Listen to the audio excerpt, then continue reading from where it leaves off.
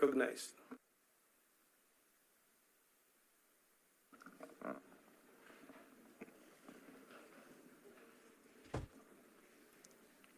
Si Robby Before nag-video anything pa, oh. else,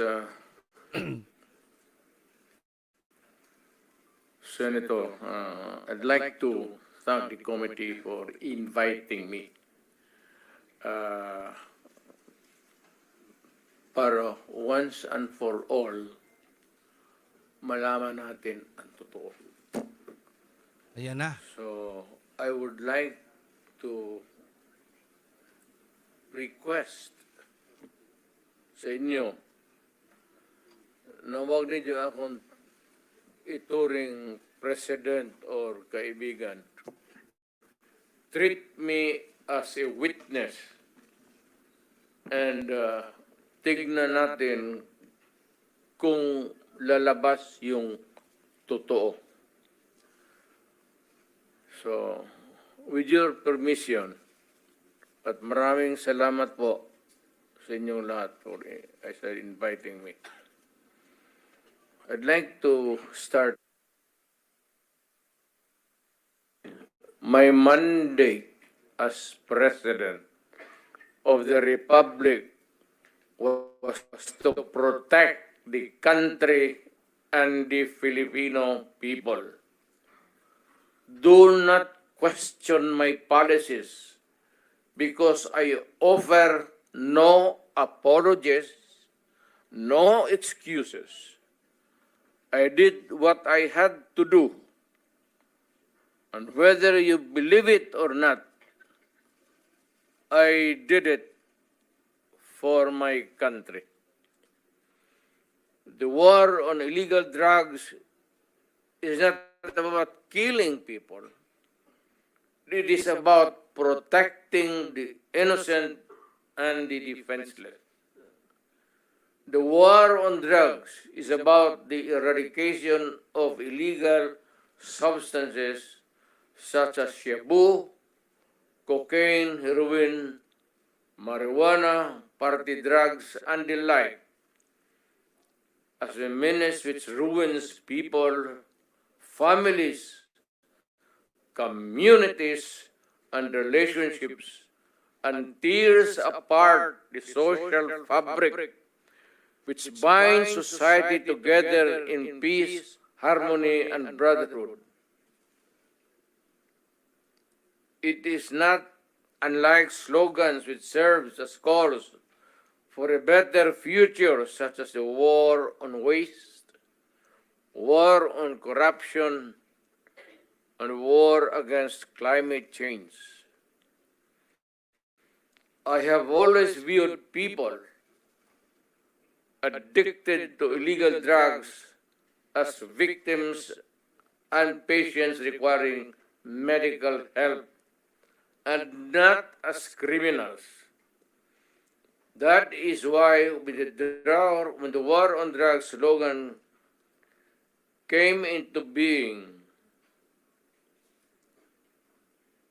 coined first as a message to the people of Davao City to stay away from illegal drugs.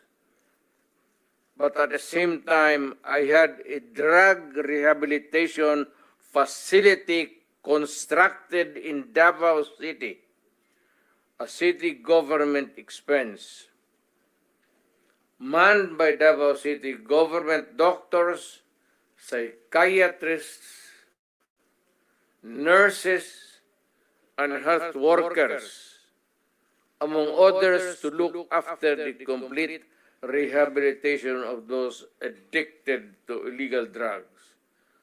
I believe then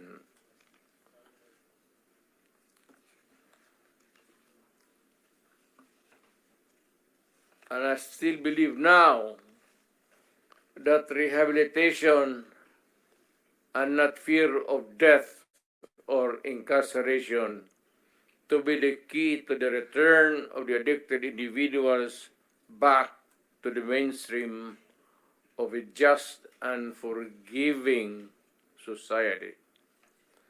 But no mistake about it, I hate drugs. I loathe the purveyors, the merchants, and the pushers of this demonizing element. I have not failed to emphasize this from the very day of the campaign when I ran for the presidency in 2016.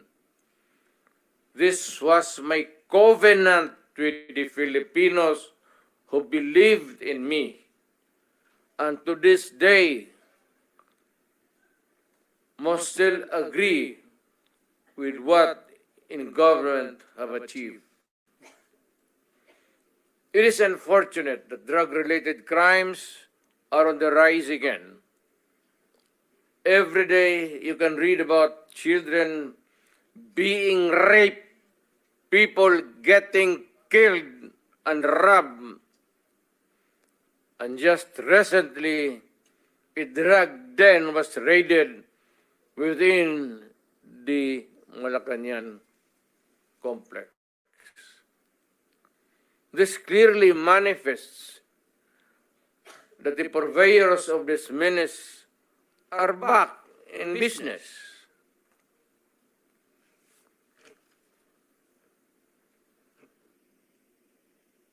Ano? Gawain natin. The Filipinos are anxious and distressed. Self-preservation is still the first law of nature. It is instinct. It is recognized in our laws as self-defense. That is why I have always told the police authorities and operatives to be mindful of this basic law of nature. However, I tell them not to abuse their authority and power, and hindi ko talaga pinayagan yung abuso ng pulis o sundalo kailanman sa buong buhay ko and as mayor for so many years and as president, in the guise of protecting themselves. But when your very life is placed at risk, and it can be snuffed out in a matter of seconds, then and only then must you act accordingly. Repel the aggression only in self-defense. Alam mo, matagal ako nagturo sa aming bayan sa Police Academy. When I was a prosecutor, to augment my income, noon na bago akong kasal, nagturo ako sa pulis. Ang sinabi ko talaga sa kanila, when you are arresting a criminal, you are not supposed to request him to surrender. Rather, you have to overcome the resistance. However, pag ayaw, it's the duty of the police is to overcome the resistance kung ayaw mag-surrender. At kung may baril, at kung tingin mo, sabi ko sa mga pulis doon sa academy, mamamatay ka, barilin mo. Barilin mo sa ulo. Patayin mo at least one less criminal in the community. Yun ang utos ko when I was a fiscal and I was a professor doon sa Police Academy. Yun ang turo ko sa kanila. No quarters given, no quarters asked. Criminal ito.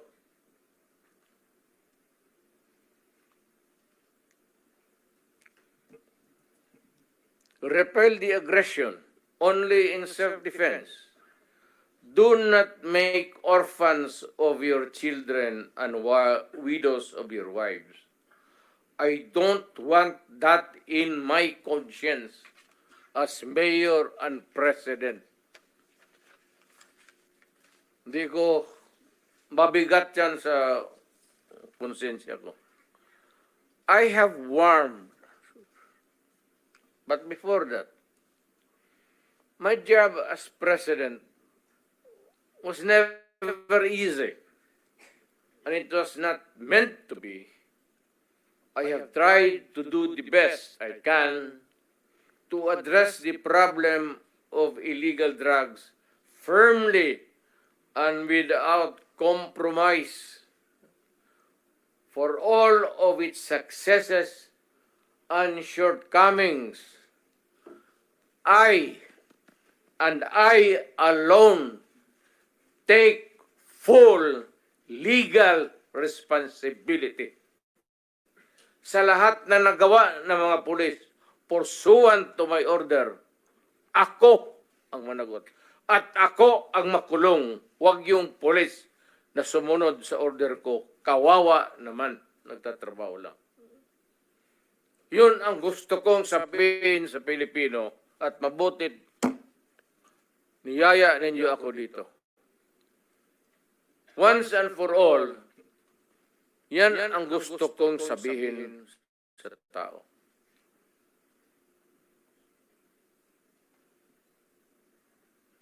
I have warned all of you as your president.